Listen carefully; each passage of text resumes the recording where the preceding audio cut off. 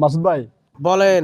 এই যে দুর্জয় দুর্জয় উত্তরবঙ্গের একটা মেয়ের সাথে প্রেম করে, এর বাড়ি তো চট্টগ্রাম, নাম তার জয়িতা।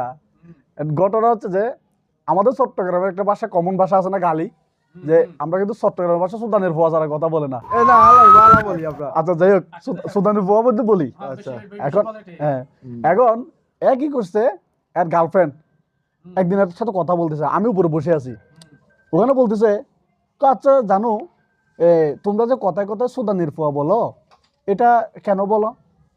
কয় এই তুমি এটা কার থেকে শুনছো? বলতেছে না, আমি একটি বিভিন্ন ভিডিওতে পাই, অনেক জায়গায় কথাবার্তা বলে, তো ওখানে আমি শুনছি যে এই কথার মধ্যে এই সুদানের পোয়াটা বলে, এটা কেন বলে? বলতেছে আচ্ছা শোনো, এটা নিয়ে কথা বলিও না, এটা হচ্ছে যে আমরা যাদেরকে খুব আপন মনে করি, দুর্জয় বলতেছে, আমরা তাদেরকে এই সুদানের পোয়াটা বলি। তো মেয়েটা রাগ করছে, মানে জয়িতা রাগ করে বলছে ও কথা বলে না। এদিকে যে মোবাইলের মধ্যে বলে, এই তুমি রাগ করছো কেন, তুমি রাগ করছো? তুমি আজ পর্যন্ত আমাকে এই কথাটা বলো নাই। ঠিক আছে শোনো, তোমার আমি পরে বলবো, এটাই বলবো। এখন যা কথাবার্তা শেষ, পরদিন বিকালবেলা ওই মেয়েরা ফোন দিচ্ছে, আমি গিয়ে দেখে উপরে বসে আছে। আমি বলছি বন্ধু কি অবস্থা, কথা বলতেছে।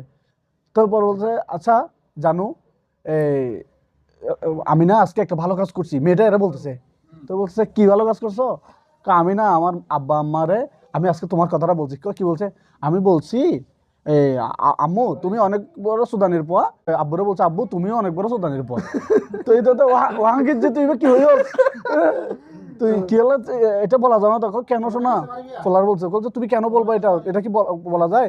বলছে মায়া ফাইবা মেয়েটা এরা বলতেছে এই দুজোরে, বলছে কেন তোমারও বলছি যে তুমি কি রাগ করছো, তুমি আসতে বড় একটা সুদানের পোয়া, তুমিও অনেক বড় একটা সুদানের পোয়া। দুর্জয় দুর্জয় বলতেছে আর কি। তারপরে দুর্জয় চলে গেছে।